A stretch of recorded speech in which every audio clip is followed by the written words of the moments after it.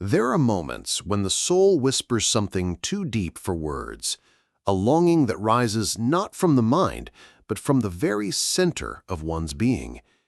It is not always clear what it is we desire, only that there is something missing, something sacred yet unmet. Have you ever felt this quiet ache just before sleep, when all distractions fade and only your truest self remains? So many hearts carry their longings like hidden lanterns, hoping someone, perhaps God Himself, might see the flicker and respond. But what if the silence of heaven is not absence, but invitation? True prayer is not a means to force an outcome, nor is it a transaction where we give words and expect results. It is instead an act of surrender. Prayer, in its most authentic form, does not begin with asking. It begins with opening. Opening the heart not just to answers, but to relationship. Not just to solutions, but to transformation. What if the real miracle is not that the wish is granted, but that our soul becomes ready to receive it? There is a mystery here. Some prayers are answered not when they are spoken, but when they are lived. When they rise like incense from a heart that no longer clutches its desires, but offers them with trust. Think of the widow who places her last 2 coins into the temple treasury, not to gain, but to give. Mark 12:41 through 44. It is not the amount she offers that moves Christ. It is her heart, emptied of fear, filled with faith. Could it be that our wish too begins to find its path when we stop holding it as a demand and begin carrying it as a sacred offering? Many ask, is there a prayer that truly works? And I would answer, yes, but not because it is magic. It works because it awakens something within you. It places your heart in the posture where the divine can move, not around you, but through you. The prayer we are about to explore is not new. It has been whispered for centuries by those who sought not just answers, but intimacy with the living God. It is not a formula, but a doorway. It will not make life easier, but it will make the heart deeper. Before we begin, I ask you this: do you approach God as a distant giver or as a present Father? Do you speak as one trying to persuade, or as one who longs to be known? These questions matter more than the words we use, for they shape the soil in which our prayers grow.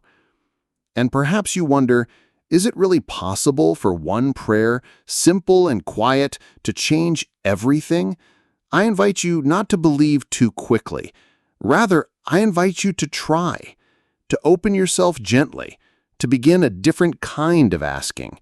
One that starts not with "give me," but with "here I am." This is the beginning of a journey, not toward getting everything you want, but toward becoming someone who wants what is good, true, and eternal. It is not the prayer alone that holds power, but the soul that prays it in surrender. If your heart has ever felt weary, if your nights have been filled with silent questions, know that you are not alone. There is a path hidden in the silence, and you are already on it. If you feel called to continue walking this sacred path, I invite you to subscribe. There is more to come, more prayer, more depth, more peace for the heart that seeks. To understand the depth of the secret prayer, we must first understand the depth of waiting. Not all desires are meant to be fulfilled immediately. Some are placed in our hearts by God not to be satisfied, but to transform us through the long path of trust. One of the clearest examples of this sacred waiting is found in the life of Saint Monica. She did not preach loudly, nor perform miracles seen by crowds. Her sanctity was silent, hidden in years of prayer and tears. Her heart carried a single wish: that her son Augustine would turn from his reckless ways and return to the God she loved. And yet, her wish was not answered in days nor months, but after nearly 2 decades of weeping and praying. Monica did not give up. She continued to bring her grief and longing before God without bitterness. In the quiet of the night, in the solitude of her soul, she whispered the same prayer again and again, not demanding, not bargaining, but surrendering. She trusted that, though she could not reach her son's heart, God could. And so her prayer became a vessel through which divine grace moved, not just into Augustine's life, but into her own. Over the years, her tears became a kind of offering. As St. Ambrose once told her, the child of so many tears shall not perish. Eventually, Augustine did return, not only to the church but to holiness, becoming one of the greatest theologians in Christian history. But before that transformation came, a mother waited, cried, and prayed in silence. What do we learn from Monica? That sometimes the most powerful prayer is the one that holds steady even when nothing changes on the surface. That surrender does not mean passive resignation, but active trust. That a heart aligned with God does not insist on timing, but rests in presence. Could it be that what we call delay is actually preparation, not for the world to give us what we want, but for us to receive what is true? When we bring our desires before God, we often focus on results. But the saints teach us that the deeper fruit of prayer is the soul that grows in love, patience, and humility. Monica was not just praying for a changed son. God was gently shaping a holy mother. Isn't that what true prayer always does? It forms us, even as we await the form of the answer. So when you pray the secret prayer, let it not be a cry of frustration, but of fidelity. Let it be shaped not by urgency, but by trust. And let the life of Saint Monica remind you that God is never indifferent to tears offered in faith. Have you ever waited long for a prayer to be answered? What did that time teach you? Not just about the situation, but about yourself. There is more than one kind of answer to a prayer. Sometimes what is changed is not the external reality, but the internal one. In God's time and in His way, all things are made new, but often the soul must first become quiet enough to receive it. The path of prayer is not always marked by signs or immediate clarity. It is often walked in trust, like Monica, step by step, tear by tear, word by word. She teaches us not only how to wait, but how to believe, even in waiting. Her story is not about dramatic outcomes, but about quiet endurance. And perhaps that is the most miraculous gift of all. There comes a moment when the soul, weary of its own striving, no longer knows what to say.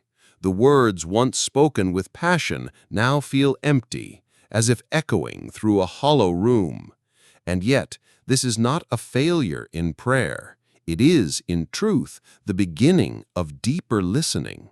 For when the heart no longer relies on its own eloquence, it becomes more open to the gentle whispers of the Spirit.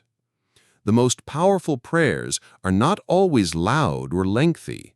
Sometimes a single phrase, prayed with sincerity, holds more weight in heaven than 1,000 rushed petitions. There is a prayer like this, quiet, hidden, and ancient. It does not promise control, but it offers peace. It does not manipulate outcomes, but it opens the heart to receive. This is the secret prayer of surrender. It begins not with request, but with offering. Its essence is trust. Its rhythm is stillness. You may pray it in the early morning when the world is still sleeping, or at night when the burdens of the day press heavily on your chest. It is most powerful when prayed in silence, not necessarily of the mouth, but of the soul. This is the prayer. Lord, I give you this desire.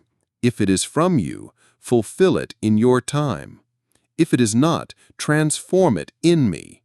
Let your will be done, and let my heart be at peace. Simple, yes, but do not mistake simplicity for weakness. This prayer is a vessel. It carries the soul beyond craving into communion. It allows space for God's action rather than insisting on our own. How many prayers, though well-meaning, are spoken from fear, fear of loss, of time slipping away, of not being heard? But what if prayer, instead, could be rooted in confidence, not in ourselves, but in the one who holds all things together? To practice this prayer is to enter into a sacred rhythm. Begin each morning with it, before your mind fills with plans. End each night with it, releasing what you cannot control. Whisper it throughout the day, especially when the heart feels anxious. Let it become a refrain in your soul, not a spell to recite, but a posture to inhabit. The saints often spoke of short, repeated prayers that became like breath to the Spirit. The Desert Fathers, in the early centuries of the Church, would use brief phrases from the Psalms, whispered constantly, not to manipulate God, but to remain in His presence.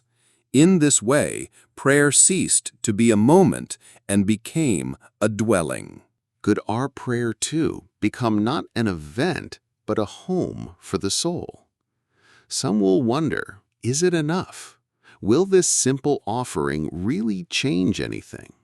But perhaps that is the wrong question. Perhaps we should ask, will this prayer change me?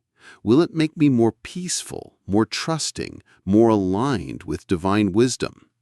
Because if it does, then already the wish is being fulfilled, if not in the world outside, then in the world within. Over time, you may find that your desire either deepens or dissolves.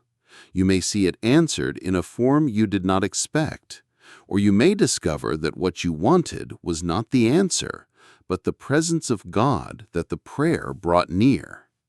This is the quiet miracle, that what we truly seek is not a fulfilled wish, but a heart finally at rest in His will. Let this prayer be your companion. Speak it not only with your lips, but with your life, in stillness, in tears, in longing, and even in joy. You do not need to convince God. He already sees. You do not need to shout. He is already near. You only need to open the door of your heart and say, "Here I am. This is what I carry. Let it be yours now." There are moments when even a well-prayed prayer begins to feel fragile, when you have offered your desire, released it into God's hands, yet still feel the silence that follows.